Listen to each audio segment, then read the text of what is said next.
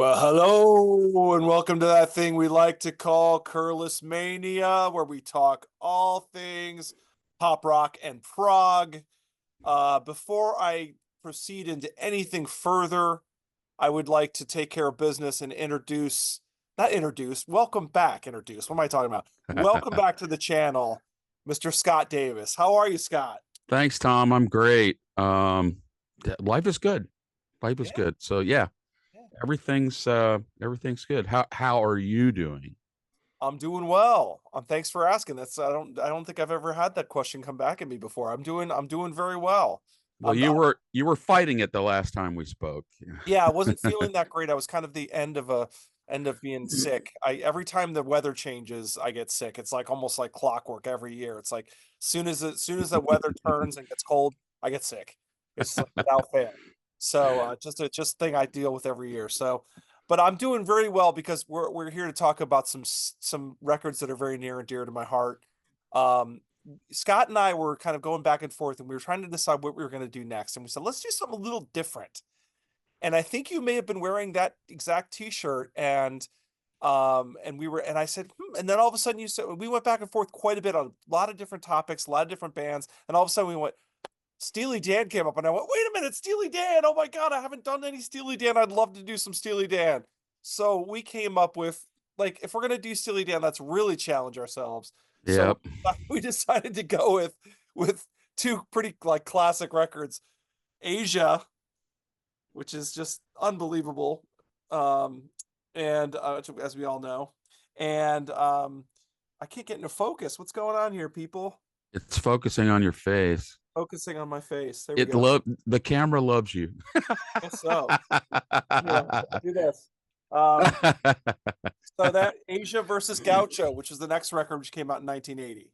hmm We are going to compare and contrast these two. This is going to be the battle today. Something a little different for my channel. This is going to be do a different little bit of a. I mean, I've done some jazz fusion, but this is more. This isn't really even fusion. This is more like I don't know how you. I don't know how you. It's almost hard to categorize. It's like jazzy pop, jazzy rock, fusiony pop. I don't know. It's hard to say because it's very we're gonna it's gonna take a long time to get through these records. Let's put it that way. Um, It's Steely so Dan. That's what it is. it's Steely Dan. Exactly. So, all right. The one thing I'll say though, Scott, this is the one thing I've been doing recently, and that is, first question is always, when was the first time that do you remember when was the first time you heard Asia or any songs on Asia, or you were made aware? I mean, were you a Steely Dan fan before Asia? Do you remember? Did you go backwards? Did you hear about them and go back? How did it work? Well, when I first became aware of Steely Dan, it was on the radio, as it was for everybody. I don't believe that I was aware of Steely Dan before Asia. 77, I was what, 13, 14.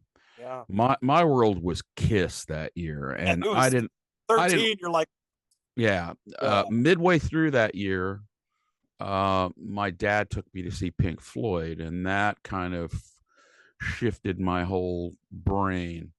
Um, and Hearing Steely Dan on the radio was, I'm sure, what it was. I don't think, I think I may have been aware of Ricky Don't Lose That Number and some of their earlier stuff, but yeah. You forget they had some bona fide hits. I mean, they yeah, had they some, did.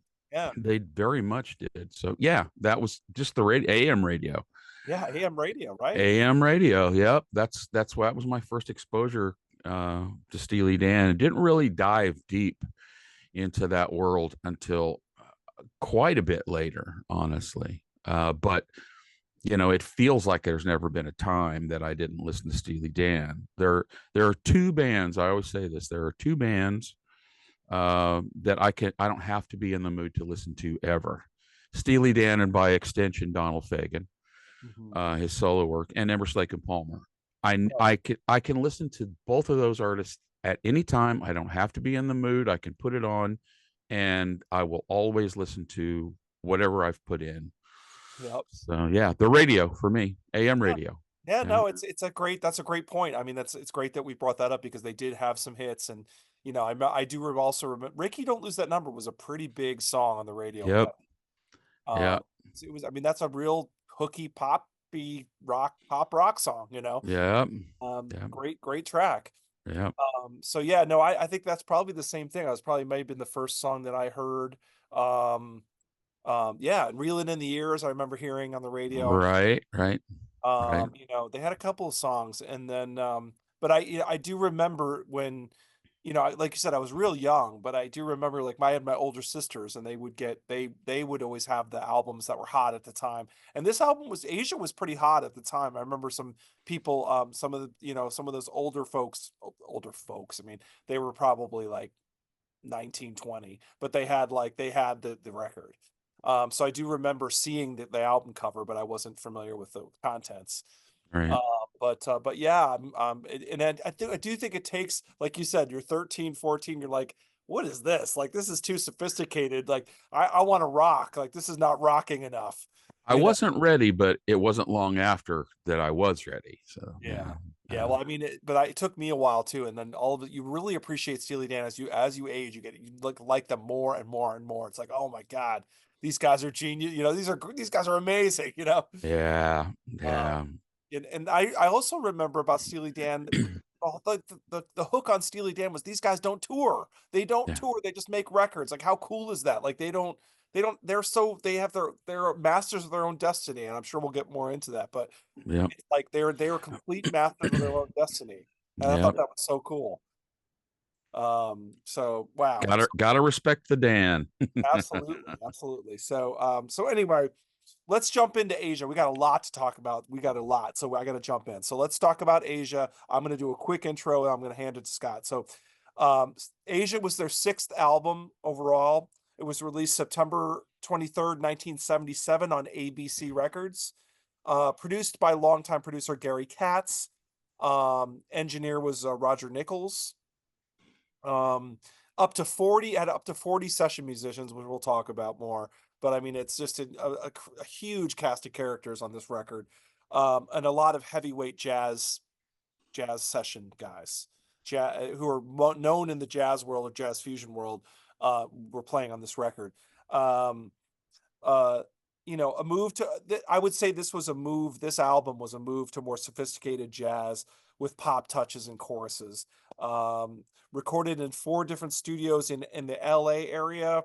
They were still in California at this time. It did pretty well when it was released. It got to number 3 in the US and number 5 in the UK, so it did well, Yeah, it did. very well. So Yeah. Nothing wrong with that. yeah, so that's all I got. So let's jump into it. Let's do it. Okay, you've covered a little bit of what I've got here. The album spawned the hit singles "Peg," "Deacon Blues," and "Josie." 20th annual Grammy Awards. The album won for Best Engineered Recording Non-Classical, and it was nominated for Album of the Year, Best Pop Performance by a Duo or Group with Vocals. Those two. They didn't finally win Album of the Year until many years later for Two Against Nature, when they got back together. I think the Grammy folks said, well, they've been away so long and they finally bothered to get back together, and we should have given them one back in the day. So Yeah. the album has appeared on many retrospective greatest albums lists, with critics and audiophiles applauding the album's high production quality. In 2010, Asia was added to the National Recording Registry in the Library of Congress for being culturally, historically, or aesthetically significant. Produced by Gary Katz, Roger Nichols, co-composer and co-band leader Walter Becker did not perform on the tracks Black Cow or Peg. He participated in the mixing of those songs, but he did not play on them. Title of the album is pronounced Asia, like the continent. Fagen has said Asia was the name of a Korean woman who married the brother of one of his high school friends. The album cover features a photograph by Hideki Fuji of Japanese model and actress Sayoko Yamaguchi, and was designed by Patricia Mitsui and Jeff Western. The inside photos of Fagen and Becker were taken by Walter Becker himself and also Dorothy A. White. Yeah, those. Yeah, the photo of Donald was taken by Becker. There you go. Yep. Yeah. According to Billboard, Asia was Steely Dan's biggest hit and one of the first albums to be given the then new platinum certification by the RIAA, which is the Recording Industry Association of America, for 1 million US sales. Attempts to make a surround sound mix of the album for a release in the 1990s were scrapped when it was discovered that the multi track masters for both Black Cow and the title track were missing. Universal Music canceled plans to release a multi channel super audio compact disc version of the album for the same reason. In the liner notes for the 1999 remastered reissue of the album, Fagen and Becker offered a $600 reward for the missing masters or any information that would lead to their recovery. All right, Asia, Black Cow. It starts out with a deceptively simple groove: drums, bass guitar, clavinet, and one trill at the end of each phrase from Larry Carlton, which morphs into a smooth chord upon repetition.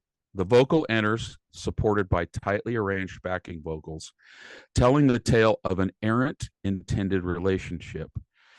Joe Sample, who is astonishingly good player, just he's one of my heroes. Honestly, he doesn't get recognized for his abilities. He plays masterful clavinet throughout, with Victor Feldman on the Rhodes piano, beautifully soothing out the whole affair. Horns, as always, and we're going to talk about this guy a bit here through this entire process. Horns arranged by Tom Scott enter in the second verse and continue through the tune. Feldman's lead on the Fender Rhodes piano is perfectly timed and phrased throughout the changes. Tom Scott provides soulful lead parts to the outro on tenor sax. It should be noted that one of the things I was surprised to find out about both of these albums, but in particular Asia, is to how little piano Fagen actually plays on this. He plays very little. He's mostly the vocalist and songwriter on this record, and he leaves the majority of the piano work outside of his, of course, trademark lead things that he does. He leaves the majority of that to other players. All right, then we're up to the track Asia, track number 2. At the downbeat, we are greeted by Mr. Steve Gadd on drums, Michael Omardian on piano, Joe Sample again on Fender Rhodes, the indispensable Chuck Rainey on bass guitar. He is one of the main threads through both of these records. Chuck Rainey is a master bass player, and he shows it off constantly on these albums. Walter Becker, Denny Diaz, who was the lone holder from the earlier lineups of Steely Dan, and Larry Carlton all contribute to the guitar work on this song. Piano, Rhodes, and marimba dance and weave playfully through the verses. Chuck Rainey's bass guitar is never short of perfection, supporting and driving all at once. The C section begins with harmonized guitars, layered percussion, and marimba. Fagen plays a police whistle. Not sure who plays all the tasty guitar leads, but I bet it's Larry Carlton. Under a blazing sax lead, Steve Gadd artfully leads everyone with power and class, and just an amazing performance for him, career-defining performance for Steve Gadd on the drums in this track. Also worth pointing out is the backing vocals of Donald Fagen and Mr. Timothy B. Schmidt, most recently of the Eagles, also Poco and a number of other things. Got a very good solo career as well. This is the centerpiece of not just this album, but maybe the career of Steely Dan, this track, Asia. I mean, it really does stand as a statement piece. Yeah. Track 3, Deacon Blues. Gorgeous, prototypical Steely Dan intro with fantastic embellishments from the whole cast, featuring the Bernard Purdie on drums, Walter Becker on bass guitar. Now, Walter is bass guitar was his primary instrument through a lot of the early years of the band. And he is a serviceable bass player. He always plays what the song requires. But sometimes I often feel like he wasn't maybe the best choice, particularly if you got Chuck Rainey hanging around. Yeah. But he does fine on this, and he's played some very signature trademark bass parts on Steely Dan records. Mhm. Larry Carlton and Lee Ritenour, a couple heavyweights, share electric guitar duties, while Dean Parks provides sensitive acoustic guitar support. Listen to Deacon Blues and listen to that acoustic guitar.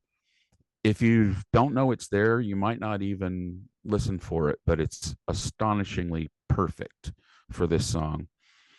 Lyrics, as they are throughout, paint a picture of a melancholic hipster seemingly unaware of his metaphysic.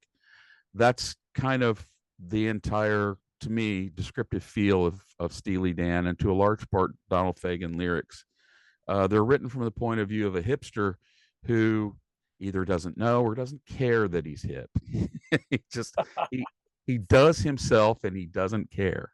Right. Clyde King, Shirley Matthews, Vanetta Fields provide tightly executed backing vocals in sync with Fagen's jazzier lilt. Tastefully arranged brass parts flow through the tune seemingly at will. I hope I got this name right. His name is Pete Christlieb on tenor saxophone on this song, lends a beautiful and impassioned lead in the middle and on the ride out. Next up, we have Peg. I love this song. Oh, Absolutely yeah. one of the best songs ever written, I think. Rick Marotta provides a stunning drum part, maybe the best in the Steely Dan catalog in terms of drum tracks.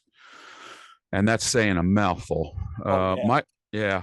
Michael McDonald's smooth backing vocals are used to great effect on the refrain. Jay Graydon provides that guitar lead, that lead that everybody knows. Apparently, Jay was the seventh guy to take a stab at this guitar lead, and it included some real heavyweights. And I've heard the other leads, and they're Yeah. all great. I have no idea how they chose his. I've heard it so many times that I can't imagine the song without it. But any one of those leads could have been the one. I'm not Yeah. sure what Becker and Fagen were looking for, but they did it. So it's stunning. Chuck Rainey once again shows why he is the master of all things bass guitar. I mean, he understands what a song needs, or more importantly, what it doesn't need, and it's his approach. It's so tasteful. Home at last. Once again, here comes the patented Purdy shuffle. Bernard Oh, Purdy. Yeah.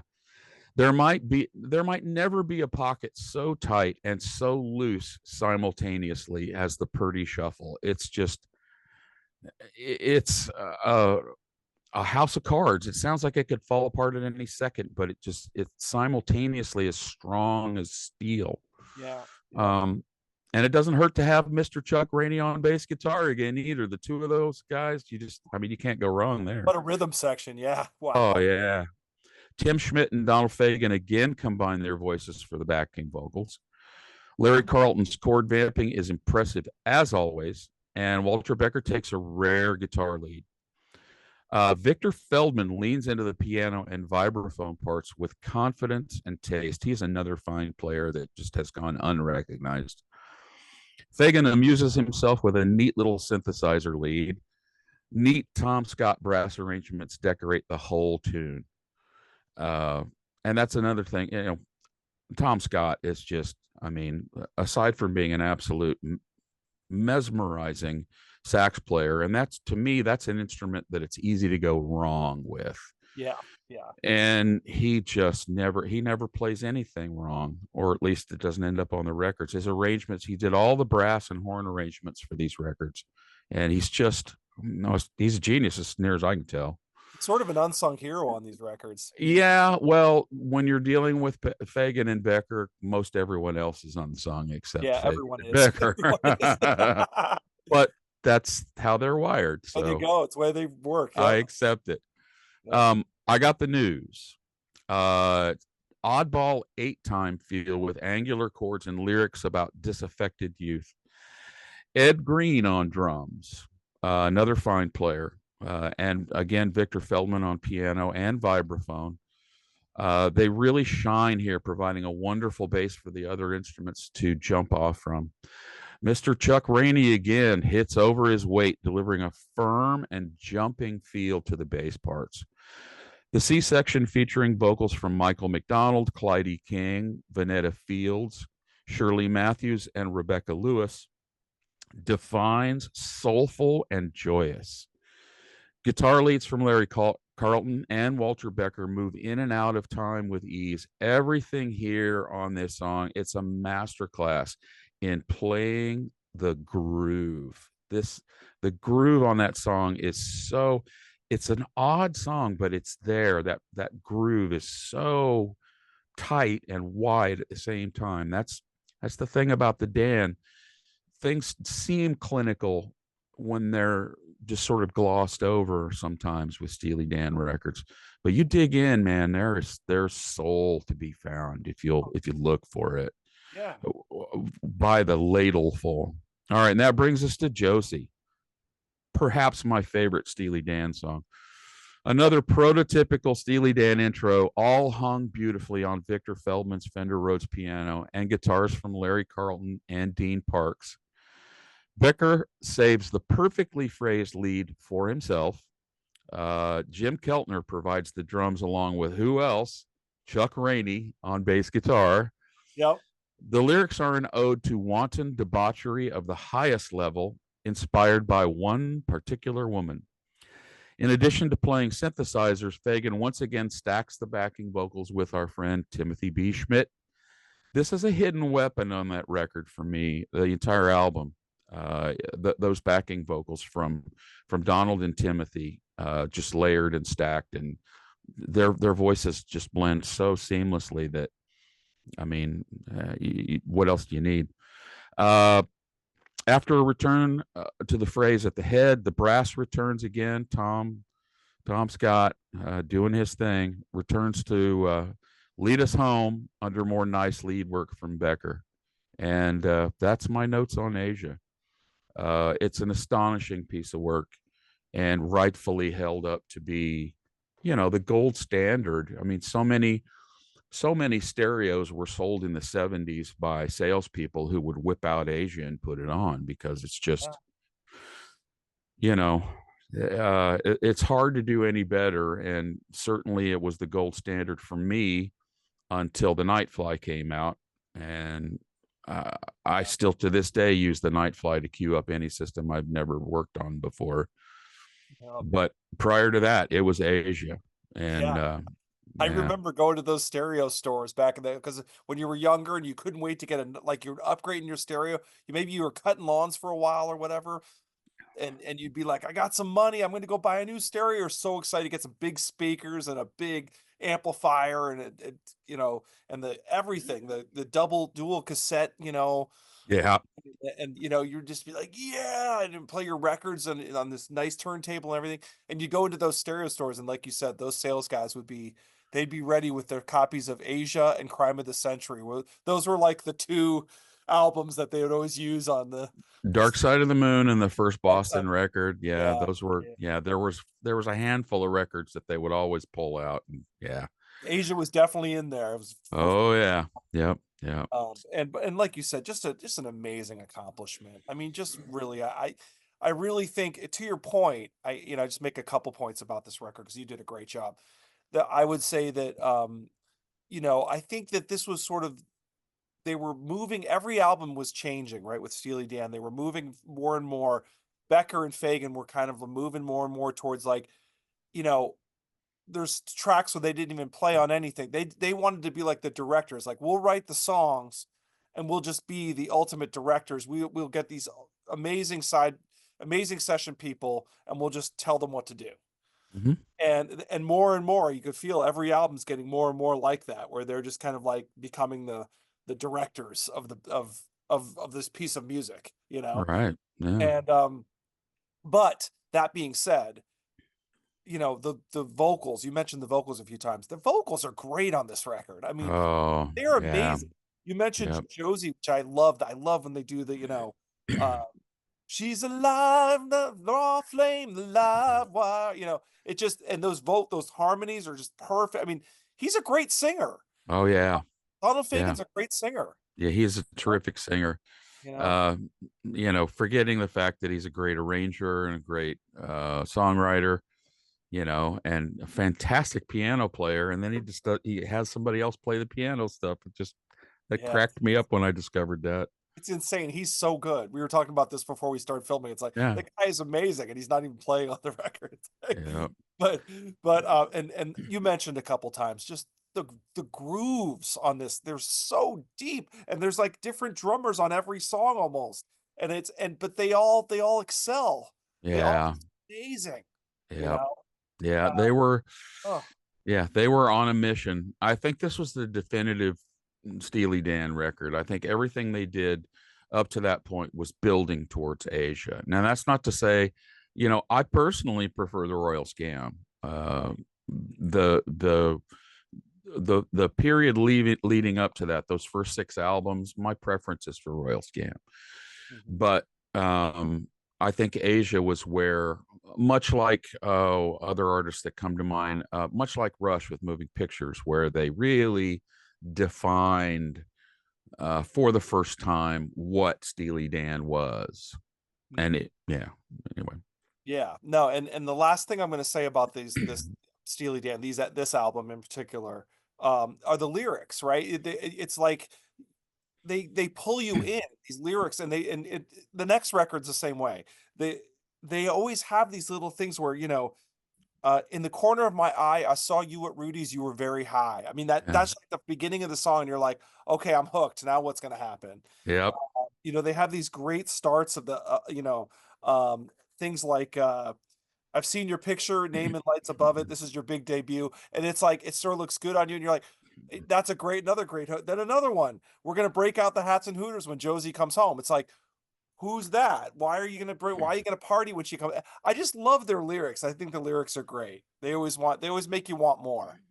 As writers, the two of them, I don't know how accurate this is. I feel they were very inspired by songwriters, factory songwriters of the 20s, 30s, 40s, 50s, Mhm. where there would be a building in New York with, five, six floors on it, where two or three floors of it were people writing songs all day. Yeah. And I think they were very influenced by that era where it was, there are tropes that they love and ways of working that they adore from, their earliest influences, but there are also things, those same things, they fight to not do that. So Yeah. they're constantly embracing overused song structures, and it's simultaneously pushing them away, Yes. almost at the same time a lot of the time. So anyway, yeah, Amazing. Amazing piece of work. Okay, yeah. let's move on to Gaucho, which so I'm gonna give you the quick rundown on Gaucho, which was their kind of like the last album of the whatever the first run, whatever you want to call it. Mhm. They did come back, but this was sort of the last record of that original run. Their seventh LP overall, released November 21st, 1980 on MCA. Uh, they apparently used up to 42 musicians on this one. Yep. Spent over a year in the studio, way exceeding recording budgets, of course. Yep. Uh, it's a apparently, yeah, and you may get into this more as well, but according the report apparently to from all sources, the recording was plagued with issues. They creative, personal, and business issues. Yep. Their Fagen and Becker's relationship started to fray a little bit during the recording of this because apparently Becker was struggling a little bit with substance abuse. Yeah, I've got some So dirt here, yeah, so honestly. go ahead. I'm gonna hand it to you. That's all I've got. So go ahead. Okay. Let's see. 24th annual Grammy Awards, again, just like Asia. They were nominated for Best Engineered Recording Non-Classical, which they won. And they were, as with Asia, they were nominated for Album of the Year and also Best Pop Performance by a Group or Duo with Vocals. They did not win either of those for Gaucho. Um, let's see here. Once it was completed, there was a three-way legal battle between MCA, Warner Brothers, and Steely Dan over the rights to release it. After the album was released, jazz pianist Keith Jarrett sued Becker and Fagen for copyright infringement, claiming the title track plagiarized As Long as You Know You're Living Yours from his 1974 album Belonging, and he was not given a co-writing credit, I should say. Sorry about that, correct myself. He was given a co-writing credit going forward on that song. Donald has copped to it that they were actually influenced by that album a great deal. I honestly, when I listen to it, I don't hear as much as Keith hears. Mm-hmm. There's a similar structure: piano, saxophone, drums, bass guitar, and it's in the same key, at least at the beginning, but it proceeds to go other places. And I don't think they're similar enough, but they settled. So anyway, Steely Dan did not release another studio album until Two Against Nature, almost 20 years later. During the course of the recording sessions for Gaucho, Becker was hit by a car late one Saturday night while walking home to his apartment on the Upper West Side. He managed to push the woman he was with out of harm's way, but sustained multiple fractures in one leg, a sprain in the other leg, and other injuries. During his 6-month recovery, he suffered from secondary infections. While Becker was in the hospital, he and Fagen continued their musical collaborations via telephone. Becker's personal problems continued to mount when his girlfriend, Karen Roberta Stanley, died of a drug overdose at his home on January 30th, 1980. Her family sued Becker for $17.5 million in January 1981, claiming that he had introduced her to cocaine, morphine, and heroin. The court later ruled in Becker's favor. Even though the session musicians who played on Gaucho were amongst the most talented from both the East and West Coasts, Becker and Fagen were still not satisfied with the basic tracks for some of the songs, particularly with regard to the timing on the drum tracks.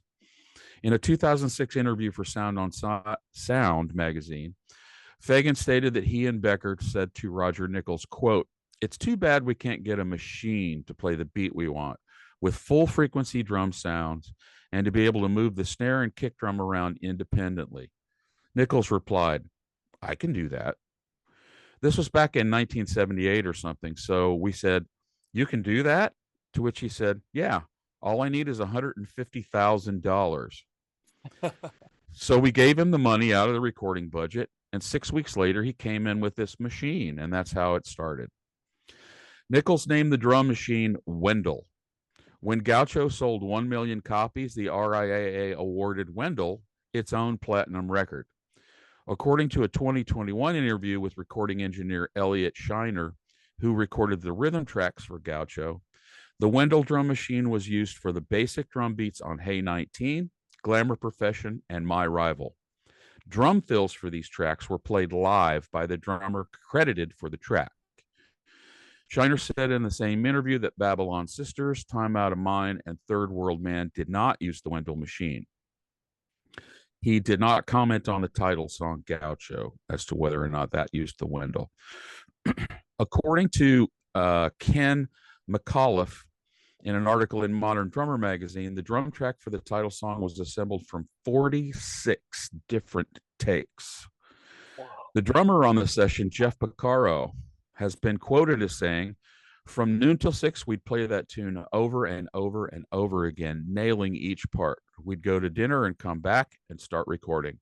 They made everybody play like their life depended on it. But they weren't going to keep anything anyone else played that night, no matter how tight it was. All they were going for was the drum track." A number of songs were written for the album, but not included in the final release. This was interesting. I didn't know about this. Some of these were included on a bootleg album called The Lost Gaucho, which features recordings from early in the Gaucho sessions. Song titles included Kind Spirit, Coolie Baba, The Bear, Talking About My Home, and The Second Arrangement. An early version of Third World Man, dating from the Asia sessions and with alternate lyrics, is included on the Lost Gaucho sessions under the title Were You Blind That Day? The second arrangement was one of Katz and Nichols' favorite songs from the Gaucho sessions.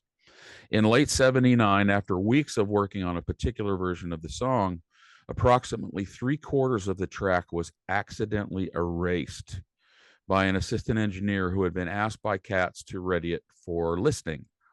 And of course, he's dead now. No, I'm kidding. I don't know.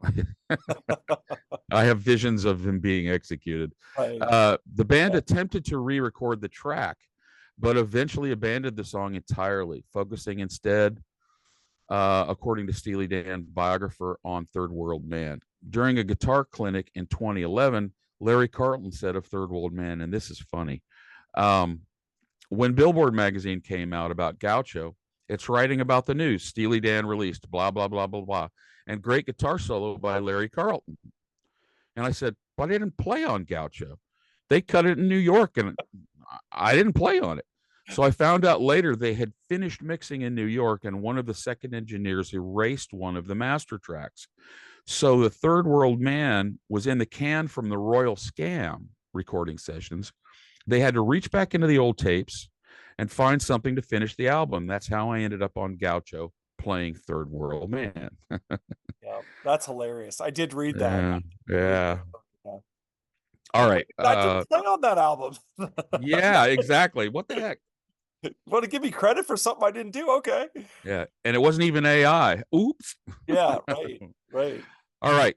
Babylon Sisters begins with a sulking, hunched over groove built around Bernard Purdy's drums and Chuck Rainey's bass guitar, and also Don Grolnick's Fender Rhodes piano. Leslie Miller, Patty Austin, Tony Wine, Lanny Groves, Diva Gray, Gordon Gordy provide the kind of backing vocals that you might expect to hear greeting you in the afterlife. Just fantastic arrangement on those backing vocals. Randy Brecker turns in a nice jazzy trumpet lead after the refrain. Steve Kahn's smooth and subtle guitar supports the rest effectively. The shuffle in opposition of the fade to the vocal on the vocals to the drums is a tricky bit of arrangement that pays off in spades. That's that you got to shake it, baby. You got to shake it, baby. You got to shake it. That's the shuffle. That's what Bernard is playing. That's right. That's right. Rhythmically. That's how the shuffle works. And putting that in there, and they decided, hey, let's do that with vocals. And I don't know who was responsible for that bit of arrangement, but it was awesome. Yeah. All right. Hey 19. A stab on the one and a choked guitar bend introduces the main groove. Donald's brief synth lead moves into the first verse.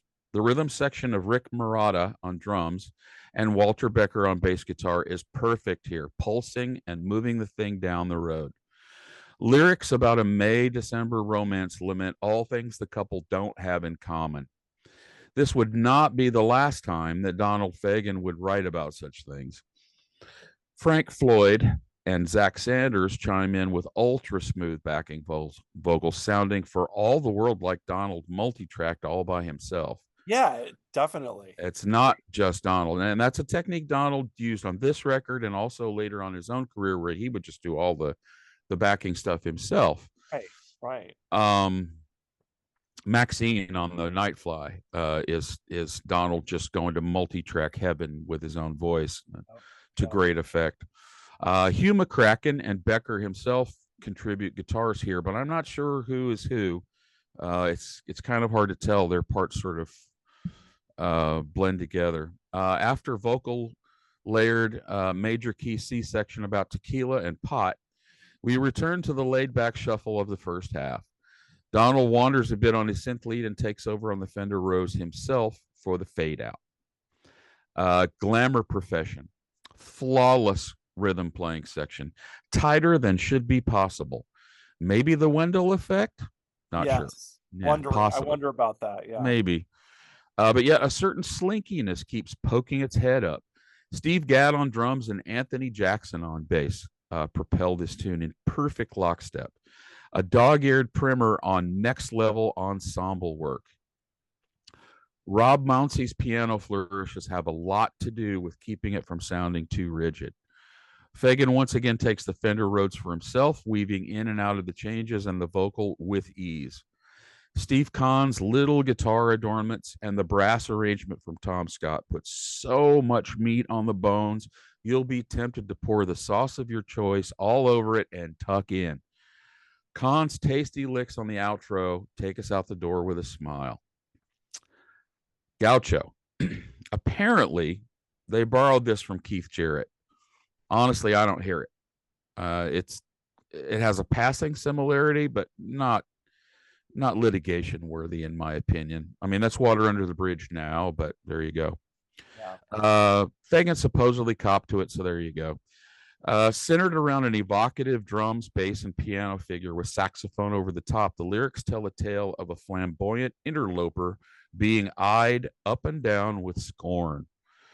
Rob Mounsey again contributes beautifully played piano in sync with Fagen's Rhodes. On this track, Gaucho, listen to it sometime and focus only on the two pianos, the acoustic piano and the Rhodes, the way they are almost dancing with each other. It's really stunning.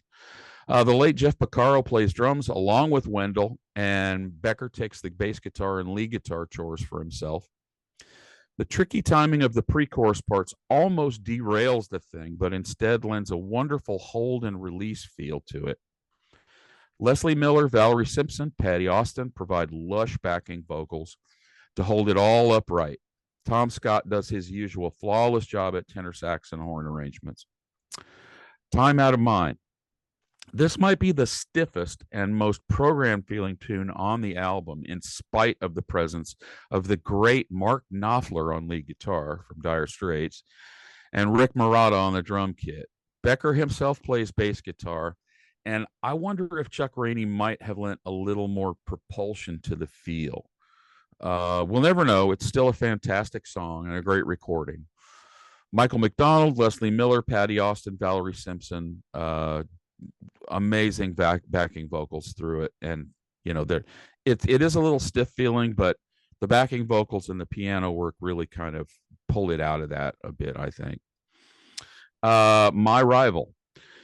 The head nods unconsciously from the start of this tune. Gadd and Jackson once again provide the backbone for Fagen's Hammond organ. I am a sucker for Hammond organ. When it's done well and recorded well, like it is here, oh yeah, man, there's nothing like a Hammond. Like butter. Yeah, for some folks it's the Mellotron. Some folks it's, you know, other things. For me, it's a Hammond. Man, as soon as I hear that, I just go nuts. Hiram Bullock and Rick Derringer play guitars, and Pat Rabiliot's Rhodes piano. I hope I'm pronouncing that right. It might be Rabilio. Rhodes piano. I'm a sucker for a well-placed Hammond, and this one has it in spades. Fagen's tasteful synthesizer lines float above it all imperiously, mocking us in our ignorance. Still more sumptuous backing vocals from Valerie Simpson, Frank Floyd, and Zach Sanders. Then we come up to Third World Man. The star of this particular track is Mr. Joe Sample on the Fender Rhodes piano. As at turns showy and sensitive, his playing is the sort of thing that makes me want to quit my life and practice until I can play like that. Yeah. Steve Gadd and Mr. Chuck Rainey again provide the foundation for it all. Steve Kahn's guitar work is supportive and insistent at the same time. Larry Carlton turns in some of his finest lead playing of his career, in my opinion. It's a model of melodic invention and power. Fagen uses this occasion to do all the backing vocals himself, a very effective tool that he would use more later in his career. And that's the end of my notes on Gaucho. One thing I would like to say that occurred to me through all of this listening and all of this prep that I've been doing for this particular segment, where it seems to me is that Asia is the end of Steely Dan and Gaucho is the beginning of Donald Fagen. I think Gaucho really is the first Donald Fagen record, even though it's labeled Steely Dan and Becker's very involved in it in all aspects. It has more in common to me with Fagen's work going forward than it had with what came prior. Yeah. Yeah. And that was something that I wasn't prepared to discover. It was kind of like, wow, because if I have my druthers, honestly, I love Steely Dan. I absolutely adore Steely Dan, but I really love Donald's solo stuff a Right. lot, Right. a Right. lot, Yeah. probably a little more. Yeah. Um, so yeah, I think that's a clear that helped me make my choice between the two because I went into this thinking, oh, well, I know which one it is. And by the end of the process, it was the other one. Yeah. There you go.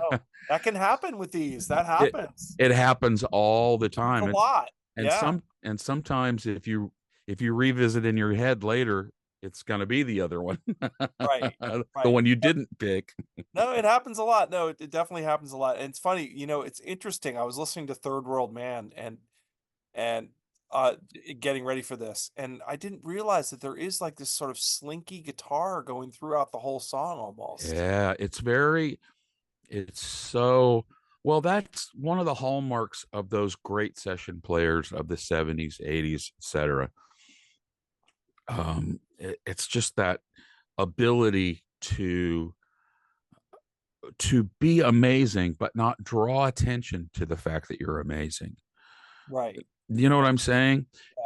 Yeah. Edward Van Halen would never have been a session musician because he was amazing, but the way he played, everybody knew it. I don't think he'd have been able to be amazing in the same way as, say, Larry Carlton could be, and still is, Yes. where Yes. you're more subtle and there's an art to that. There's a true art to that. There's no more or less artistry to those two players. But I doubt Larry Carlton could probably play Van Halen. Yeah. Right. The Yeah. two of them are so different from one another. But as I'm advancing in years, the things that Larry Carlton did and does just speak to me so much more. And it's partially because you got to dig for it. You got to listen to it. You gotta, yeah. And I hope by watching this episode that people who are really familiar with Steely Dan and their music will maybe go back and listen to things with some a little different ears. Yeah. Because it's really in the track. I mean, it's in the track, and it's Yeah. interesting. I mean, and it's funny. Another thing that hit me was for an album that has so many people on it, it's got a lot of space in it too. Yeah. It's not jammed with notes. Yeah. It's there's a lot of space and breathing going on in these tracks. You Yeah. know? There's something to be said for that because every little part and every little part of those parts, every part of the drum kit on all of these songs, on both of these albums, is so perfectly recorded and perfectly placed. It's almost like this perfect little Christmas tree with every ornament exactly where it belongs. And Yeah. when you're done with it, you know, who was I watching something with the other day? I think it was, it was Roger Nichols. I watched so much stuff in prep for this. And Yeah. Roger was like, they'd bring in a rhythm section, and several other players at once to try and record a song. And invariably, midway through the session, Walter and Donald are shaking their head. Nope. They knew what it needed I'll to be be. like, time out. Yep. They knew what it needed to be in their head. And Yep. if the particular group they had gathered that day wasn't getting it, they would eject the whole group and call in a different bunch the next day or whenever the next session was. They were looking for, he said it in the interviews, they weren't looking for perfection. They were looking for what they wanted. Yes. Yes. And So, they had the budget and the time and and they did. they There had was an, they could do it. there was another thing. One thing, I think it was Gary Katz said this. He said, I never once heard either of those guys say, how much is this costing? Never once. Never. All Never. Donald would say is that it's my money. And he Yeah. used it. He used an expletive in the minutes. My effing money. That's what Yeah. he would say. Yeah. I mean, Yeah. and it's almost like, it was, I think it was a Bruce Springsteen quote or something. And he said, he said, "What better way to use my money than create great art?" Like, or something like that. Yeah, yeah, yeah. He probably had the same attitude. It was like, I'm going to spend my money on this. This is what I want to do. Yep. But anyway, but yeah, I mean, things like, I do think there's some serious gems on this record. I mean, and it's, I kind of struggle with the perfection. Like you said, it's so perfect. It's like, and then sometimes I go, I love how perfect this is. Like, so there's times where I just eat it up. Like, Hmm. like time out of mind. It's just like, it feels like it's so perfect, but I just love it. Go back You and know? listen to the piano work on that track. It really does save it from becoming too. Too I mean, sterile. they Yeah. were they were always they were Yeah. always trying to combine the mechanical with the romantic, Yes. and Yeah. finding that balance. And And like you said, those beautiful group harmonies, oh, that doesn't feel sterile either. That's very human. yep, So yeah, so there's, you're right. They combined the best of both. It's pretty awesome actually. right. You can tell they slaved over this record. I mean, you could tell they spent a lot of time on this album, and it shows. And it's like you said, that's a great analogy of, it's almost like you're staring at a Christmas tree and you're like, that ornament needs to move like 2 centimeters to the right. Like, it's almost like, most people just be like, "Oh, it looks great. We decorated. It looks good. Okay, cool." Steely Dan are like studying the tree. They're like, "No, that's no, no. We got to move. We got to do this. We got, that light is a little too far. Oh, we got to move that up." Like, that's what they would do with this music. They would just sit there until it was right. And like you said, they have this cream of session players, the cream of the crop, and they, even if they, you know, they play it, if they play it a version of whatever, Hey 19, and it does not happen, stop. We'll do this tomorrow with another group of people, Yep. which is cool. I mean, I wish I could do that. Yeah. Uh, Pretty awesome. Yeah. But yeah, I love this record. I think it's really, really well. I mean, it's a classic. Yeah, Babylon Sisters, love it. Hey 19, I love Hey 19. Yep. Um, yeah, there's a couple of tracks on here. I mean, I have to mention really quickly, I love the song FM too, and I think that wasn't that That was recorded. done for a soundtrack. That was done for a soundtrack album from the movie FM. It never appeared. It appeared on the Decade of Steely Dan Greatest Hits package. And I think it was recorded between these 2 records, I think. Not I positive. I I think. think you're right. I believe that's correct. Yeah. Yeah. And it Yeah, might, so, is it a Steely Dan track or is that a Donald Fagen track? I don't know. I thought I it think I it's on a think it Steely Dan compilation, so yeah, I think it is a Steely Dan song. But yeah, I love that song. It's a that's a shame it's great not a track. I mean, like, I can't yeah. believe that's not on a like, that's not on No an album. static at all. Yeah. Yeah. I love that. Oh my god, Yeah. that's a Yeah. killer track. It's like Son of Josie almost. Yes, it almost feels Yeah. like an Yeah. Asia track almost. Yeah. Um, but yeah, so we gotta we gotta we got we got the moment of truth is here now. So we got through the records. Um, Scott had some copious notes and he got through them. That's awesome. Really, I mean, he always does an amazing job. So, hopefully, I'm sure, hopefully you learned something tonight. But before we get into that, we got to talk about, so, you hinted at it earlier. So, I'm sure you've given it a lot of thought. So, tonight, it probably just depends on your mood. I say this a lot, but it's true. Sometimes it just depends on the mood you're in this week. But, if you had to, at this tonight, if you had to take a shot at both of these and go, which one would I pick between these two? I mean, it's very, very difficult, but Well, what would you do? at various periods over the last few years, as I've been trying to keep my voice in shape, um, either one of these would be in permanent rotation in my car, and I'd be singing along to it, driving to and from work every day, just keep myself in shape. So I'm extremely familiar with both of these in particular, and the Night Fly. The Night Fly comes in handy for that because there's tons more vocals on that. Yeah, It's really a vocal record. yeah, Um, I think I kind of showed my hand when I made when I expressed the viewpoint that I really feel like Gaucho is a Donald Fagen record and not a Steely Dan record. right. So, for me, uh, these two pitting against each other, it's a fool's errand. Yeah, But yeah, I'll go with Asia, just because um, it's so ingrained. But I'm picking Asia not because I like it better, right, if that right, makes sense.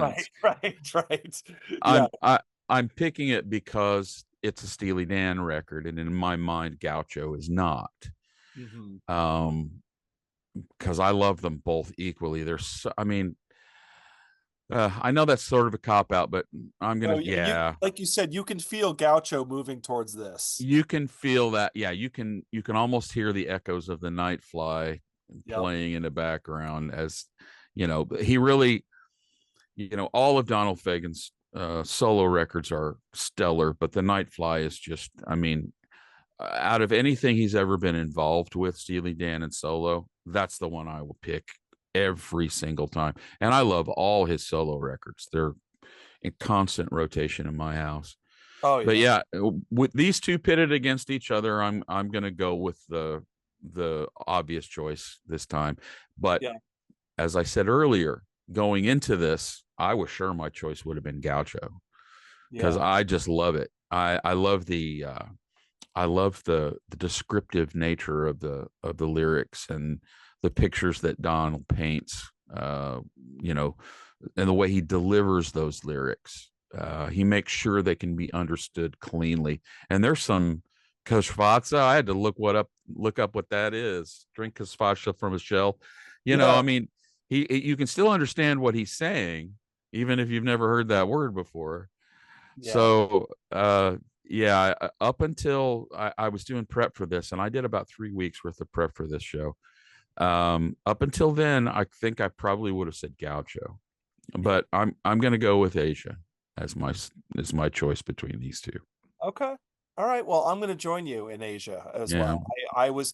I really was, and it's just tough because Asia is just such a piece of, it's a masterwork piece of art, and yeah, like, and to your point, I think you have a great point because it definitely feels like more of a band record. It really does, and I think that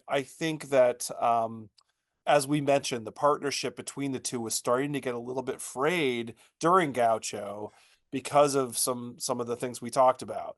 yeah, Walter Becker was starting to have some personal problems, and it was getting in the way of the work.